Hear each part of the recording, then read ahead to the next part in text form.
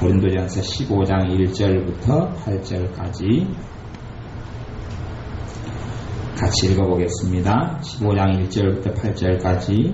형제들아, 내가 너희에게 전한 복음을 너희로 알게 하노니 이는 너희가 받은 것이요 또 그 가운데 선 것이라. 너희가 만일 나의 전한 그 말을 굳게 지키고 헛되이 믿지 아니하였으면 이로 말미암아 구원을 얻으리라. 내가 받은 것을 먼저 너희에게 전하였노니 이는 성경대로 그리스도께서 우리 죄를 위하여 죽으시고 장사 지낸 바 되었다가 성경대로 사흘 만에 다시 살아나사 게바에게 보이시고 후에 12제자에게와 그 후에 500의 형제에게 일시에 보이셨나니 그 중에 지금까지 태반이나 살아있고 어떤 이는 잠들었으며 그 후에 야고보에게 보이셨으며 그 후에 모든 사도에게와 맨 나중에 만삭되지 못하여 난 자 같은 내게도 보이셨느니라. 아멘. 고린도 교회에 사도 바울을 통해 주시는 말씀이 형제들아, 내가 너희에게 전한 복음을 너희로 알게 하노니 이는 너희가 받은 것이요 그 가운데 선 것이라. 복음을 받았고 복음 안에 섰다 그렇게 이야기하고 2절에는 너희가 만일 나의 전한 그 말을, 복음이죠, 그 말을 굳게 지키고 헛되이 믿지 아니하였으면 이로 말미암아 구원을 얻으리라. 헛되이 믿지 아니했으면, 또 그 말을, 복음을 굳게 지켰으면, 헛되이 믿지 않았으면 이로 말미암아 구원을 얻으리라. 이게 사실은 주님의 복음을 받았다가 헛되이 믿는 사람들도 있다는 것을 전제로 하는 이야기입니다. 그렇지 않고 고린도 교회 사람들이 다 구원을 받고 다 믿고 다 천국에 간다면 이런 말씀이 필요가 없어요. 그냥 너희는 다 구원받으니까 뭐 상관없어 이야기하는 게 아니라 너희가 이 복음을, 이 말을 굳게 지키고 주님의 말씀을 마음속과 신령과 삶 속에서 지키고 헛되이 믿지 않았으면, 헛되이 믿는다는 것은 야고보서 말씀에는 귀신의 믿음을 이야기해요. 귀신의 믿음. 하나님이 두렵고 무서운 줄은 알지만 하나님의 말씀을 행치 않는 사람들, 이걸 헛되이 믿는다 그렇게 말하는 거예요. 하나님을 알고 하나님을 믿지만 하나님을 실제로는 삶 속에서 경외하지 않고 하나님을 두려워하지도 않고 하나님이 원하는 것을 행하지도 않고 하나님을 따라가지도 않는 사람들도 많이 있어요. 하나님을 영화롭게도 하지 아니하고 하나님을 위하여 살지 않는 사람도 많이 있는데 사실 이것이 헛되이 믿게 되는 거예요. 바른 믿음에는 바른 삶의 열매가 나타납니다. 바른 믿음에는 하나님께 대한 순종이 열매로 맺혀요. 바른 믿음에는 죄에 대한 회개와 죄에 대한 돌이킴이 있어요. 한꺼번에 100% 바른 믿음의 결과가 바른 행위가 바른 순종이 맺히지는 않습니다만은 바른 믿음의 사람들은 해가 갈수록 점점 주님을 기쁘시게 하려고 애쓰게 됩니다. 바른 믿음의 사람들은 해가 갈수록 주님을 더 깊이 알아갑니다. 이제 여기 15장은 부활에 대한 것을 말씀하는 건데요. 3절에 보면 내가 받은 것을 먼저 너희에게 전하였노니 이는 성경대로 그리스도께서 우리 죄를 위하여 죽으시고, 그리스도 예수님께서 누구 죄를 위하여 죽으셨다 그럽니까? 우리 죄를 위하여 죽으셨다 그럽니다. 바른 믿음을 가진 사람들은 어떤 사람들이냐 하면 자기 죄에 대한 심각함을 발견하는 사람들입니다. 자기의 죄를 본 사람이 자기 죄를 위하여 죽으신 예수님을 만나지, 자기가 죄인도 아니고 자기가 흠도 없고 자기가 못된 것도 없고 괜찮은 사람으로 보이는 사람이 교회에 나와도 그 사람은 종교로 다니는 것이지 예수를 믿는 사람은 아닙니다. 자기가 얼마나 악하고 얼마나 자기가 예수님이 없이는 살 수 없고 자기의 죄가 얼마나 무거운지를 보고 아는 사람만이 사실은 주님을 아는 사람입니다. 그런 사람이 예수님이 필요하죠. 자기가 괜찮아요. 성격도 괜찮고 삶이 괜찮고 그리고 자기는 크게 못한 것도 없고 이런 사람은 주님의 깊은 은혜를 사실 받지를 못합니다. 신앙 안에 들어왔다 할지라도 겉에만 맴돌다가 인생을 끝마치고 맙니다. 원래 그렇습니다. 그렇기 때문에 이상한 이야기를 사도 바울이 로마서에서 하는데 은혜가 더한 곳, 죄가 많은 곳, 죄가 더한 곳에 하나님의 은혜가 더했다라고 말씀합니다. 죄가 많으면 많을수록 하나님의 은혜가 많다는 이상한 이야기를 합니다. 그것은 죄를 많이 지을수록 하나님의 은혜를 많이 받는다는 이야기가 하는 게 아니라 자기의 삶을 들여다보고 얼마나 자기가 부정하고 더러운 사람인 줄을 깨닫는 사람이 주님의 은혜에 감격하고 감사하고 그분의 축복을 누리고 산다는 이야기입니다. 그러니 한편으로는 죄인임을 느끼고 더 느끼는 사람이 주님의 해방을 느끼고 주님이 주시는 자유함을 느낍니다. 교회에 들어왔는데 또 예수를 믿는다고 하는데 나는 괜찮은 사람이다 그렇게 마음먹고 살아가는 사람은 주님의 은혜하고는 거리가 굉장히 먼 사람입니다. 제가 그런 사람을 종종 인격적으로 특별히 성격적으로 아브라함같이 온화하고 부드러운 사람이 있어요. 뭐가 잘 안 나요 성격적으로. 그런 사람이 일반적으로 주님의 깊은 은혜 속에 들어오는 것을 별로 못 봤습니다. 별로 보지를 못했어요. 왜 그런 줄 압니까? 성격이 괜찮거든요. 그러면 성격이 괜찮은 사람 주변에는 주로 자기보다 성격이 삐뚤어지고 모간하고 혈기가 많고 분노가 많고 문제가 있는 사람이 대부분이거든요. 이 사람은 어떻게 생각해요? 나는 괜찮게 믿는다고 생각해요. 그게 단지 자기의 성격일 뿐이거든요. 성격이 신앙인 줄 착각하는 거예요. 자기의 성격이 그럭저럭 괜찮으니까 그걸 보기에 다른 사람을 판단하고 다른 사람은 괜찮지 않다고 생각하고 나는 잘 믿고 있다고 생각하는 거예요. 그런 게 문제가 되는 거예요. 하나님의 은혜를 받는데 가장 큰 결함과 문제 중에 하나가 자기가 괜찮은 사람이라는 데서 하나님의 은혜를 가로막는 장애물이 거기서 생기는 거예요. 내가 괜찮은 사람이라는 이야기는 나에게는 예수님이 필요해요? 안 해요? 나는 사실은 필요하지 않다고 이야기하는 거예요. 괜찮은 사람인데 뭐라고 예수님이 필요합니까? 괜찮은 자기 힘으로 구원을 받아보고 자기 힘으로 인생을 헤쳐나가면 될 거 아니에요. 그런 사람은 주님이 필요 없어요. 그러니 참으로 바른 사람은 내가 나의 나된 것은 하나님의 은혜로 되었다라고 깨닫는 사람. 주님이 아니면 나는 인생에 답도 없고 소망도 없는 사람이라는 것을 깨닫는 사람이, 그런 사람이 바른 자리에 서 있는 사람이에요. 그렇지 않고 나는 내가 보기에 성격이 괜찮다, 나는 내가 보기에 법이 없어도 살만하다, 이런 사람들은 사실은 주님과는 굉장히 먼 거리에 실제로는 있어요. 실제로는 주님과는 굉장히 먼 거리에 있어요. 내 삶 속에 하루하루의 생활 속에 주님과 굉장히 가까이 있는 사람은 어떤 사람들이냐 하면 나는 오늘 하루의 삶 속에 예수님이 없이는 살 수 없다 라고 느끼는 사람은 주님과 굉장히 가까이 있는 사람이고 하나님의 은혜가 그의 머리 위에 임하여 있는 사람이에요. 주님께서는 사실은 하나님의 나라에서 가장 큰 영광의 멸류관을 주기 위하여 가장 사랑하는 사람들에게는 무엇을 허락하시냐 하면 오늘 하루의 삶이 주님의 은혜가 아니면 주님이 아니면 살 수 없다 하는 지경으로 주님께서 허락하실 때가 있어요. 주님께서 가장 가까운 사람으로 삼으시기 위하여 그렇게 하실 때가 있어요. 그런데 나는 오늘 하루 주님의 도움을 안 받고도 넉넉히 살아갔고 어제도 주님의 도움이 없이도 살아갔고 지난달에도 특별히 주님의 도우심 없이 나는 지난달에도 잘 먹고 잘 살았고 그 앞달에도 나는 주님의 도움 없이 잘 먹고 잘 산 사람들은 사실은 주님과는 관계없는 삶을 사는 거예요. 하나님의 은혜로는 살겠지만 하나님이 나와 동행하고 함께하는 것으로 사는 건 아니에요. 그런 사람이 주님을 깊이 있게 알지는 못하고 하나님께서 많은 축복으로 베풀어준다 할지라도 그 축복을 가지고 하나님께 영광을 돌리지는 않습니다. 주님이 자기 삶에 별로 필요 없이 살았고 주님이 준 은혜를 당연히 받는 것을 누리는 사람이 어떻게 하나님의 은혜를 알겠습니까?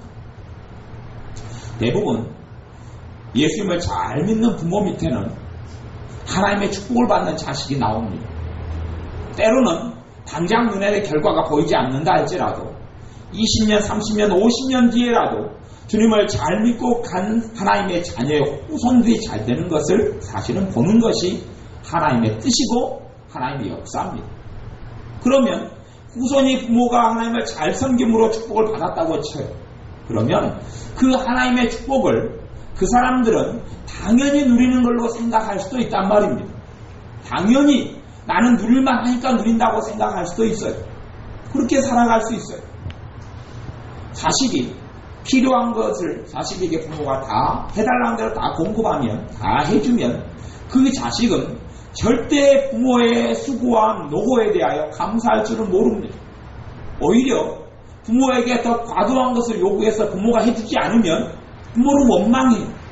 당연히 자기가 받을 걸 받지 못했다고 생각해요.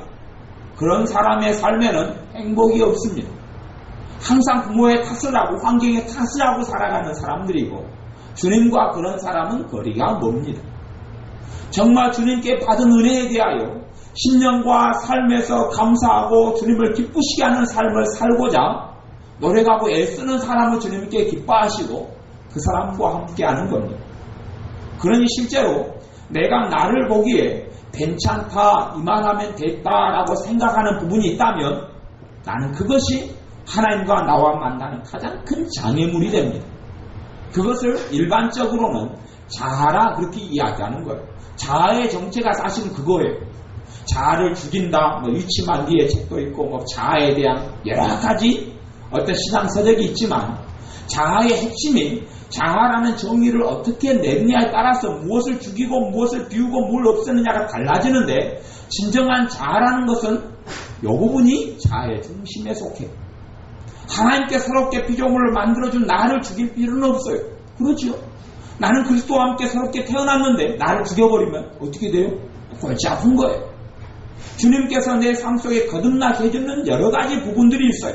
그런 부분들 말고 죽인다는 것은 옛 자아를 이야기해요. 옛 습성과 옛 본성을 이야기하는데, 그것 중에 가장 중심되는 것이 뭐냐면 자기의 죄를 보지 못하는 거예요. 그리스도께서 우리 죄를 위하여 죽으셨는데 그것을 느끼지 못하는 사람은 자기가 죄인임을 알지 못하는 사람이에요. 죄인임을 알지 못하는데 주님께서 날 위해 죽으실 필요는 별로 없잖아요. 나는 괜찮은 사람인데 주님이 나를 도우실 필요는 없잖아요. 당연히 받는 복을 받는다고 생각할 것이죠. 그래서 우리의 삶 속에 내가 내 죄를 깨닫는 것은 주님의 은혜를 깨닫는 것과 필연적으로 연결이 됩니다. 내 죄악을 깨닫는 것은 주님께서 그러한 시간들을 종종 허락하시고 많이 허락하시는데, 그것이 사실은 가장 큰 축복 가운데 하나입니다. 주님께서 내 죄를 위해 죽으셨다는 것을 내 죄가 아니면 깨달을 수가 없는 거예요. 내 어리석음과 내 악함을 내 속에서 보지 못하면 어떻게 주님께서 내 죄를 위해 죽으셨다는 것을 깨닫고 알 수 있단 말입니다. 그래서 가장 악한 사람들은 주님께서 보시기에 가장 악한 사람들의 반열에 서는 사람은 어떤 사람들이냐 하면, 괜찮다고, 자기는 좋다고, 자기는 괜찮다고, 자기는 사회적으로나 가정적으로나 괜찮은 사람이라고 느끼고 보는 사람이 주님 보시기에 가장 악한 무리에 속한 사람들이에요. 왜냐 그러면 주님께서 영광 받으셔야 할 자리에 누가 있는 거예요? 자기가 있어요. 자기가 있어서 자기가 괜찮은 거죠. 다른 사람을 위해서는 주님께서 십자가에 못 박혀 죽으시면 됐지만, 아마 그 사람은 더 깊이 냉정하게 생각할 때에 주님께서 날 위해서는 손가락에 몸만 한번 찔리거나 바늘만 한번 찔리면 된다고 생각할 거예요. 자기의 죄는 손바닥에 바늘 한번 주님이 콕 찔러주면 자기의 죄는 다 탕감받는다고 냉정히 말한다면 그렇게 생각할 수 있어요. 자기는 괜찮은 사람이니 주님께 십자가에 자기를 위해서 다 죽을 필요는 없잖아요. 창을 한번 찔려도 많이 겪는 것이고, 엄지손가락 하나 살짝 피를 한 방울 내면 자기의 죄는 다 탕감될 정도로 괜찮은 사람으로 느낄지도 몰라요. 그런 사람은 주님의 깊은 은혜하고는 큰 관련이 없습니다. 주님의 깊은 은혜하고는 그런 사람은 관련이 없어요. 하나님의 살아계심 속에 누리고 살아가는 사람은 그런 사람과는 관련이 없어요. 정말 주님의 은혜를 느끼고 누리는 사람은 어떤 사람이냐 하면, 그래서 그것이 심령이 가난한 자는 복이 있나니 천국이 저희 것임이야 하는 말씀과 연결되는 거예요. 애통하는 자는 복이 있나니 위로를 받을 것이며 연결되는 거예요. 의에 줄이고 목마른 자는 복이 있나니 저희가 배부를 것이며 그 연결되는 거예요. 나는 괜찮은 사람이고 나는 법이 없어서 살고 나는 특별히 주님께서 날 위해 안 죽으셔도 될 만한 사람이라고 자기가 느끼는 사람은 주님의 은혜를 받지를 못해요. 그 주님의 은혜의 깊은 속에 들어가지를 못합니다. 주님이 나를 위해 죽으셨는데 내 죄를 위해 죽으셨는데 내가 나를 볼 때에 죄가 별로 없고 나를 볼 때 흠도 별로 없고 나를 볼 때 성격의 모함도 별로 없고 나를 볼 때에 그렇게 절박한 죄를 보지 못한다면 나에게는 주님이 필요 없다고 공포하고 선언하고 얘기하는 것이요. 그러니 어찌 그 사람에게 주님께서 위하여 죽으시고 보내신 그분의 거룩한 성령님께서 어떻게 그 사람에게 임하겠느냐 하는 거예요. 임할 수 없어요. 그러니 교회 가운데 인격적으로 괜찮고 성격적으로 괜찮고 다른 사람에게 욕 안 얻어먹고 살아가는 많은 사람들이 하나님의 은혜를 받지 못하고 살아가는 것을 저는 두 눈으로 똑똑히 보고 삽니다. 그러니 오늘 낮에 조금 이야기한 대로 얼마나 재밌는 구경거리가 많아요. 구경거리가 많고 사람을 보면 구경거리가 많아. 얼굴이 B급이 A급으로 변하는 걸 보고 B급이 C급으로 변하는 걸 보니까 얼마나 구경할 게 많아요. 성격이 괜찮고 주님이 없어도 자기는 살만하고 아니면 성격이 자기는 보기에 착하고 자기는 보기에 야 다른 사람은 이런 문제가 있고 성격적으로 이런 문제가 있고 혈기도 강하고 저 사람은 너무 침울하고 저 사람은 정말 안 좋은 부정적인 말만 하고 이 사람은 진짜 잘난 척하고 나는 별로 잘난 척도 하지 않고 나는 성격도 괜찮고 나는 성질도 안 내고 혈기도 안 내고 나는 뭐도 안 나고 그렇게 괜찮다면 그렇게 느끼면 나는 결국은 주님께서 나를 위해 죽으신 만큼 나는 죄인이 아니다. 그런 결론이기 때문에 그런 사람의 주님의 깊은 은혜로 들어가지 못해요. 그런 사람은 자기 안에서 죄를 발견해요? 못해요? 못해요. 주님하고 나하고는 전혀 관점이 틀려버리는 거예요. 그런 사람이 예를 들어서 예언과 방언 통역이라는 은사를 통하여 어떤 예언을 받는다 그러면 주님과 나하고 관점이 틀려버려요. 어떤 관점이 틀리냐 그러면 분명히 내가 보기에 나에게 착한 점이 너무 많아서 주님이 뭘 할 것처럼 보여요? 칭찬할 것처럼 보여요. 칭찬을 잔뜩 기대를 하죠. 그리고 예언을 받고 방언 통역을 받는데 칭찬이 나와요? 야단이 나와요? 책망이 나와요? 책망이 골고루 나오니 억울한 거지. 자기는 분명히 자기 보기에 괜찮고 착하고 올바로 살아가는데 주님께서 방언 통역이 나오는데 책망이 나오고 야단이 나오니까 이게 돼가지고 무슨 일이냐? 황당한 거예요. 황당하다는 이야기는 그래서 우리가 예를 들어서 뭐 좋은 예언 집회나 또 유순대 하모님 같이 그런 좋은 예언 집회 가서 내가 기대했던 것하고 예언이 다르게 나오면 사실은 나는 심각한 결함이 있는 사람이에요. 이해가 되세요? 심각한 문제가 있는 사람이에요. 야, 내게는 이런 것이 나오겠다. 그리고 실제로 그런 것이 나오면 나는 다르게 살아가고 있는 사람이에요. 왜요? 하나님의 생각과 내 생각이 같이 틀려요? 같거든요. 그런데 내게는 주님께서 이러이러한 칭찬을 하겠지 기대하고 예언을 받는데 요 상하고는 자기하고는 전혀 안 맞는 그 예언이 정확한 하나님께로부터 온 예언이라고 유순재 하모님 같은 정확한 예언이라고 가정할 때에 자기하고 전혀 안 맞고 자기가 기대하지 않았던 게 나오면 실제로는 그 사람과 주님과는 거리가 너무 먼 사람이에요.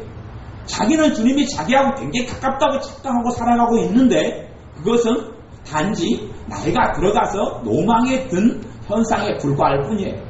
그러니 이제 조금 있다가 벽에 똥칠할 날이 가까워져 오고 있는 거죠. 영적인 노망이라고 이야기하는 거예요. 자기의 삶 속에서 매일의 삶 속에서 자기의 죄를 보고 매일의 삶 속에서 주님이 자기에게 주님이 없이는 살지 못한다고 그걸 깨닫고 아는 사람만이 주님께서 그 사람과 동행하는 사람이 되어져요.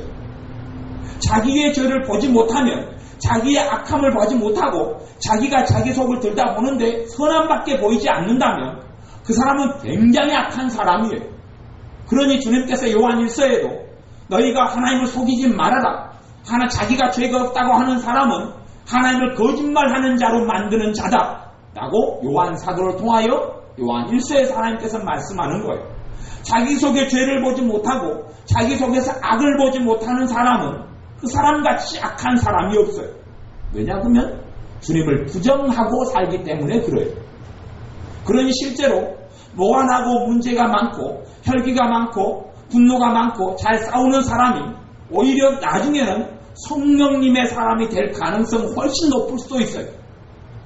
죄를 많이 짓지만 주님이 필요하다고 주님을 의지하여서 성격적인 결함이 있고 인격적인 결함이 있고 삶 속에 주님이 해결해 주지 않으면 안 되는 여러 문제를 가진 사람은 주님을 깊이 있게 만날 만한 은혜의 때가 된 거예요. 그런데 자기를 볼 때에 특별히 주님이 해결해 주지 않아도 괜찮은 삶을 살아가는 사람들은, 그런 사람들은 해가 지날수록 주님과 더 먼 길 속에 들어가고 말아요. 그러니 고린도전서 15장 3절 말씀대로 성경대로 그리스도께서 우리 죄를 위하여 죽으시고, 이걸 정확히 절박하게 느끼고 알아야 합니다. 그게 복음을 아는 사람, 복음이 뭐냐면 주님께서 내 죄를 위해서 죽으실 수밖에 없었다는 것을 정확히 신령과 삶에서 느끼고 깨닫는 사람이에요. 어떤 사람이 예수님을 영접했다고 교회 안에 들어와서 신앙생활을 하지만 그 사람들 가운데 자기 죄를 깨닫고 자기가 죄인임을 알지 못하는 사람은 사실 엄밀히 말하면 예수님을 믿지 않는 사람이고 예수님을 영접하지 않는 사람이에요. 그러니 모태신앙이라고 일컫는 부모의 신앙에 의해서 교회 다니는 많은 사람 가운데 종교인이 많고 주님을 만나지 못한 사람들이 많은 것을 봅니다. 주님을 만나지 못한 사람들이 많이 있어요. 모태신앙 가운데서 있는 사람은 뚜렷이 자기가 주님을 만난 경험이 없어요. 평안하게는 살고 그럭저럭은 살지만 예수님을 만나지는 못해요. 그러니 모든 예수님을 믿는 사람은 하나님과 나와 1대1로 만나는 1세대 신앙이 다 돼야 합니다. 2세대, 3세대, 4세대 나는 신앙이 나는 것이 자랑이 아니라 그것은 정말 부끄러운 일이에요. 내가 예수님을 믿은 지 우리 가정이 3대째지만 나는 내 스스로 주님과 만났습니다. 나는 그럼에도 불구하고 나는 1세대 신앙인입니다. 라고 고백해야지 바른 신앙이에요. 그러지 자기 삶 속에 있는 어떤 것을 감투로 쓰고 감투로 여기고 자랑으로 여긴다면 그것만큼 예수님을 부인하고 살아가는 사람입니다. 그러니 우리의 생활 가운데 주님의 깊은 은혜를 받는 비결은 이거예요. 내 죄를, 우리 죄를 위하여 주님이 죽으셨다는 것을 알고 지금도 주님께서 내 죄 때문에 중보하고 계시고 나의 대제사장이 지금도 되어주실 수밖에 없는 거예요. 주님의 대제사장 사역은 끝났습니까? 지금도 이어지고 있습니까? 지금도 하고 계시는 거예요. 대제사장은 뭐 때문에 대제사장이 존재합니까? 죄 때문에 존재하는 거예요. 죄 때문에. 지금도 주님은 우리의 대제사장이에요. 지금도 주님은 우리의 중보자예요. 왜요? 나는 지금도 주님의 피로 의롭게 됐지만 또한 내 삶 속에는 끊임없이 죄가 있기 때문에 그래요. 그러니 지금도 주님이 내게 필요하다는 걸 절박하게 느끼는 사람만이 주님의 은혜 속에 들어가는 사람이 됩니다. 주님의 성령님의 역사하심과 성령님의 충만함 속에 들어가는 사람이 어떤 사람이냐 하면 절박하게 주님의 권능과 주님의 은혜가 아니면 살 수 없다고 느끼는 사람이 성령님의 충만하심을 받게 됩니다. 주님의 은혜를 받아도 나는 살 수 있고 성령님의 능력이 받아도 나는 살 수 있고 성령님의 능력이 없어도 살 수 있는 사람은 사실은 성령님의 큰 능력과 권능이 오지는 않습니다. 없어도 되고 있으면 좋고 없어도 그만인 사람에게 하나님께서 무엇이 아쉬워서 그 사람에게 성령의 권능과 능력을 부어준단 말입니까? 그렇게는 되지 않습니다. 하나님의 은혜가 있어도 되고 없어도 되고 받아도 되고 안 받아도 되고 성령의 충만을 받아도 되고 안 받아도 되는 사람이라면 스스로 자기에 대해서 만족하고 스스로 자기는 괜찮은 사람을 여기기 때문에 성령의 충만함을 구하지 않습니다. 구한다 할지라도 입만 구하고 그에 대한 절박함이 없는 거예요. 왜요? 자기가 괜찮은 사람이기 때문에 그래요.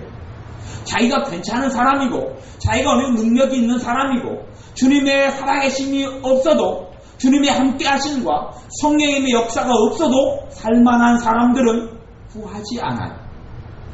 구해도 입만 구하고 받게 되는 일은 극히 드뭅니다. 간절함이 조금 있으면 성령님께서 얼만큼 역사하시겠어요? 그 간절한 만큼만 역사합니다. 손톱만큼 있으면 손톱만큼만 성령님께서 아마도 역사하실 거라고 저는 생각합니다. 간절함이 정말 주님이 아니면 자기는 완전히 살 수가 없어요.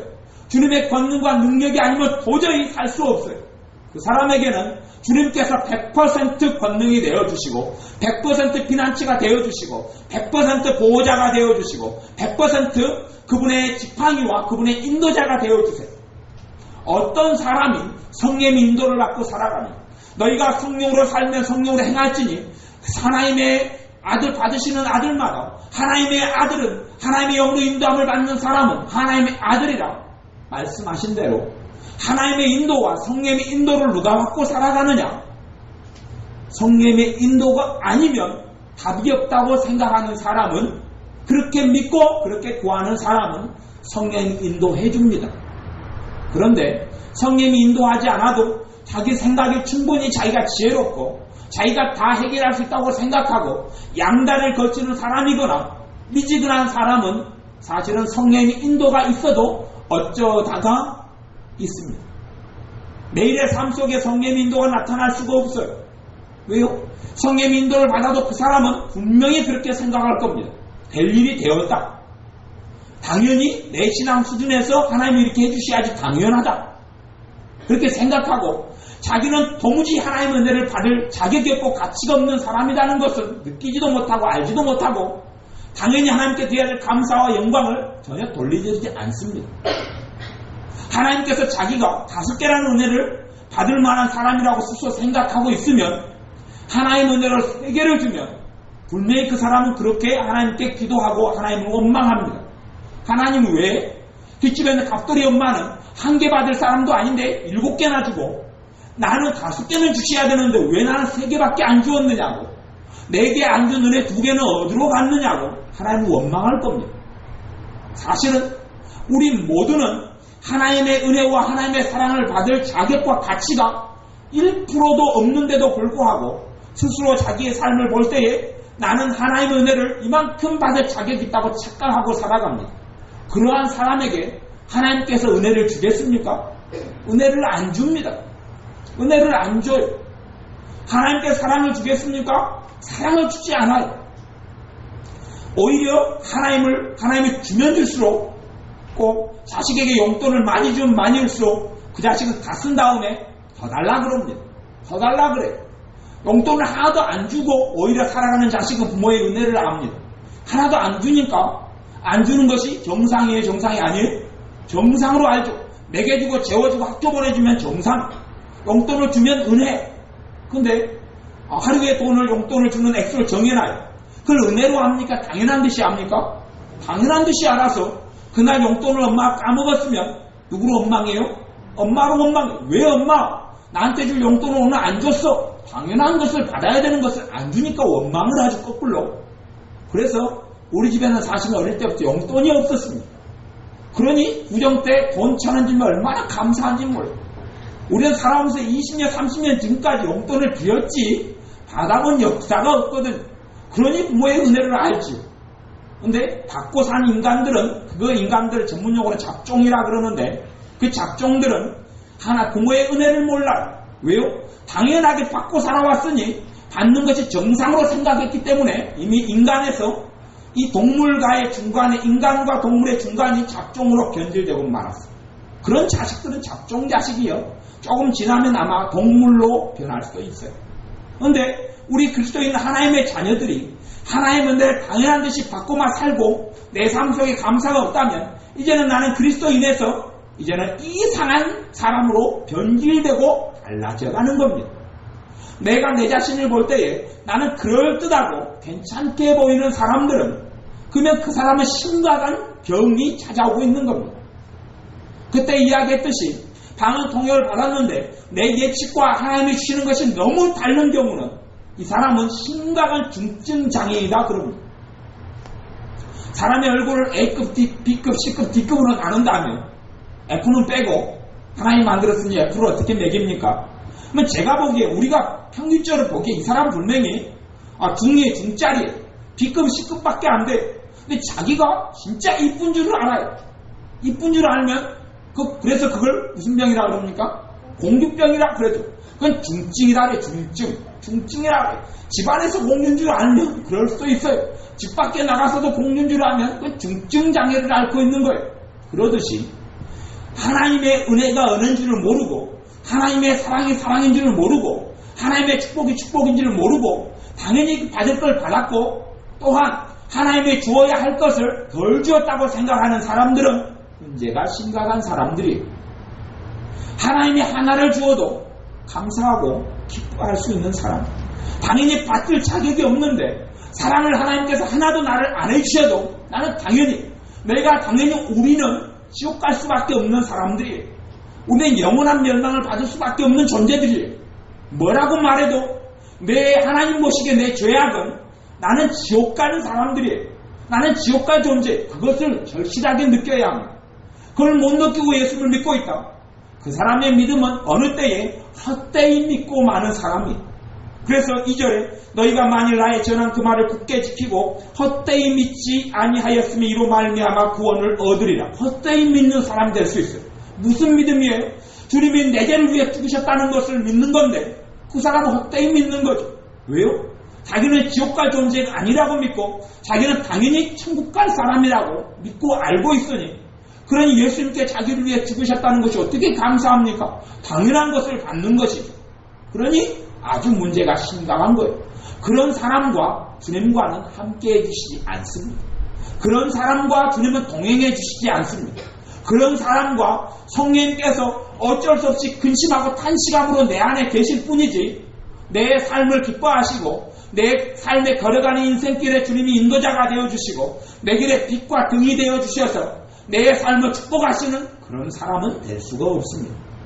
우리가 반드시 느끼고 알아야 할 것이 그겁니다.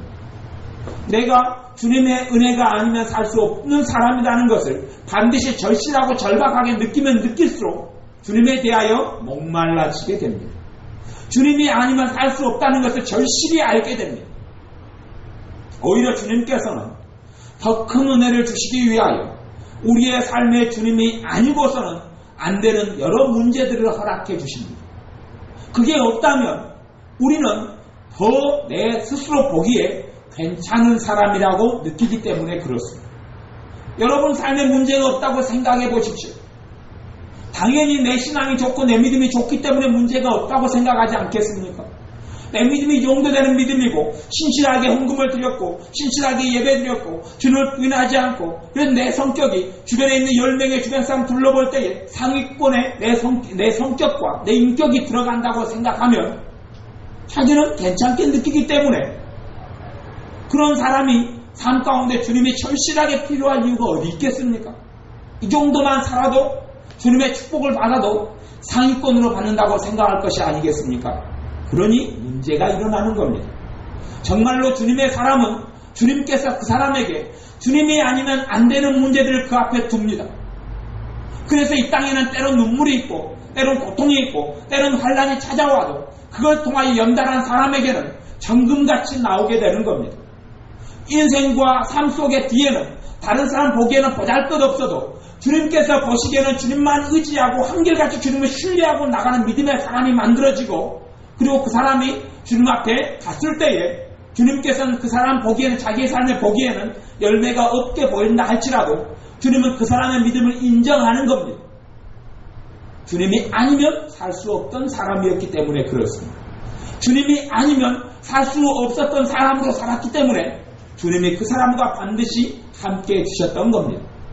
고린도전서 1장에 주님께서 가난한 자들, 미련한 자들, 천한 자들, 세상의 천덕꾸러기들을 뽑아내어서 하나님께서 믿음에 부요하게 하시고 있는 자들과 가진 자들을 폐하게 하시는 이유가 무엇이냐 하면 그런 사람들의 그런 삶 속에서 주님을 의지하고 주님을 믿고 주님을 따르기 때문에 그렇습니다.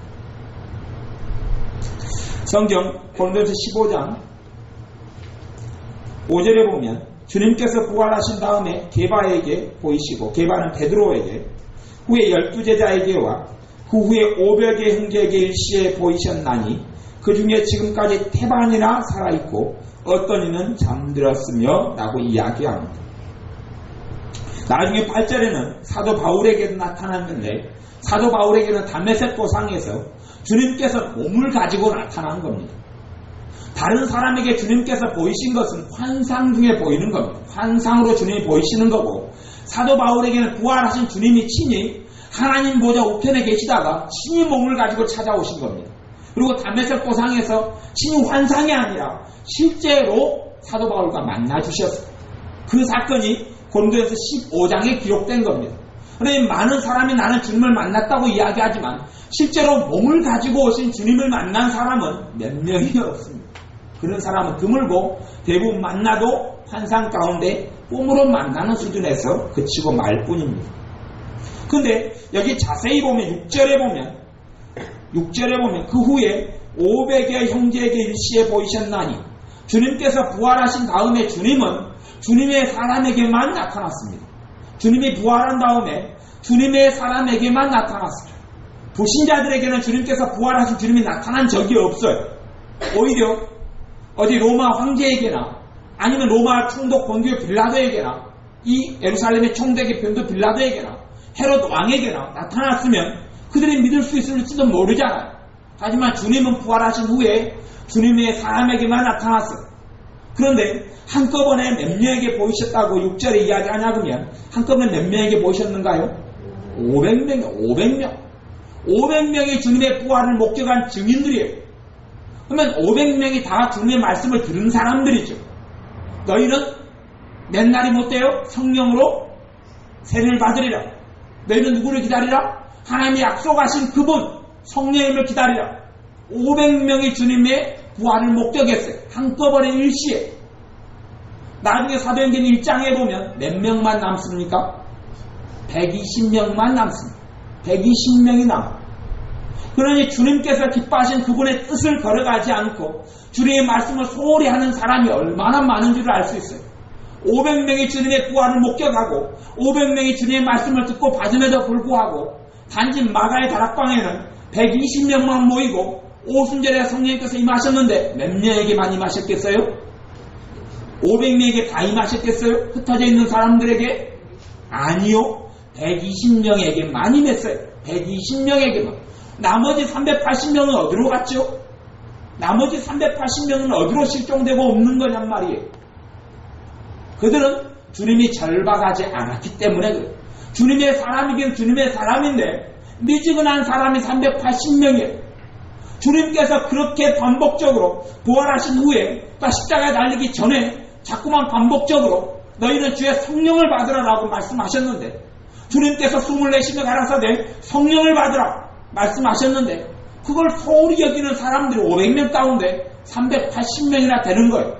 총 주님이 부활하신 후에 다 합해서 도한 몇 명이 나타나셨는지는 모르겠어요. 그런데 일시에만 보이는 사람 숫자가 500명이니 그것보다 더 많을 거라고 추정을 하고 추측할 수는 있습니다. 그런데 주님께서 하신 말씀을 소홀히 여긴 사람이 500명이라고 치면 380명이에요. 그리고 단지 120명에 불과해요. 4분의 1이 안 되는 숫자, 그런 숫자만 주님의 말씀을 기다리고 주님께서 약속하신 성령님을 기다리고 그리고 10일 뒤에 오순절이 일어나고 성령님께서 임하십니다. 그리고 오순절이 각자마다 오순절은 그 이후로 계속하여 일어나요. 고넬료 가정의 오순절이 따로 일어나고 사마리아의 오순절이 따로 일어나고 에베소 오순절이 따로 일어나요. 오순절을 기점으로 성령님께서 모든 믿는 자에게 역사하시고 임하셨기 때문에 그래요. 우리의 삶 속에 정말 주님께서 절박하게 필요한 120명의 사람들이 되어져야 합니다. 380명 같이 그럭저럭하고 주님 말씀 소홀히 여기는 사람이 아니라 정말 주님이 아니면 살 수 없는 사람이 되어야 합니다. 정말 모든 일마다 주님이 없이는 살 수 없는 사람이 되어야 합니다. 작은 소소한 일마다 주님이 도움이 아니면 살 수 없는 절박함을 느끼고 알아야 합니다. 왜 그런 줄 압니까? 사소한 일을 내 지혜로 풀어갈 수는 있습니다. 하지만 그것이 아무리 작은 일이라 할지라도 내 지혜가 아닌 성령의 인도로 행해 나갈 때만이 그것이 주님께 영광이 되기 때문에 그렇습니다. 우리는 주님의 영광을 위해 사는 사람이 아닙니까? 그리스도인 주님의 사람, 주님께서 내 죄를 용서하시고 하나님의 자녀로 만드신 사람은 주님의 영광을 위하여 사는 사람들이에요. 그런데 주님의 영광을 위하여 살지 않는 사람들이면 내 지혜로 행하고 그걸 통하여 주님은 전혀 영광을 받지 않습니다. 주님의 인도와 주님의 도우심을 구하고 주님의 살아계심을 구하고 주님의 역사를 구하고 성령의 역사를 구하는 사람은 주님이 인정하는 사람이고 그걸 통하여 주님께서 영광 받으시는 거고 그것이 쌓이고 쌓이는 사람이 믿음의 사람, 성령의 사람, 하나님과 동행하는 사람이 되어져요. 하나님과 동행하는 사람은 하나님과 함께하는 사람은 일조일석에 만들어지지 않아요. 하루아침에 만들어지지 않는단 말입니다.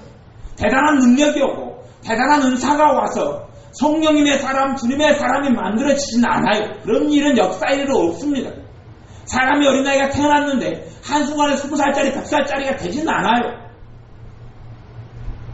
주님께서 우리에게 하루하루 순간순간을 통하여서 날이 가면 날이 갈수록 주님과 동행하는 사람, 주님을 닮을 사람, 주님과 함께하는 사람, 주님께 쓰시는 사람, 주님께 영광 돌리는 사람을 만들어 가시고 성량하고 성숙한 영적인 아비를 만들어내시는 겁니다.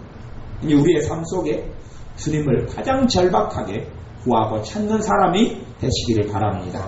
기도하겠습니다. 아버지 하나님, 주님만을 구하는 사람, 주님만으로 만족한 사람, 우리의 삶 속에서 정말 주님이 아니면 살 수 없는 사람이 우리가 되게 하여 주옵소서. 무엇보다 우리가 얼마나 악하고 얼마나 못났고 얼마나 부족하고 얼마나 추한지를 바르게 깨닫고 알게 해주셔서 주님의 은혜에 감격하고 감사하는 사람들 되게 하여 주옵소서. 아멘. 주님께 십자가에서 나를 위해 죽어주시 아니하시면 나는 가망이 없고 나는 꿈도 없고 나는 소망도 없고 오직 절망밖에 있을 수밖에 없는 사람이라는 것을 알게 하셔서 주님께 감사하며 감격하며 영광 돌리는 사람 되게 하여 주옵소서. 예수님의 이름으로 기도하옵나이다. 아멘. 기도하겠습니다.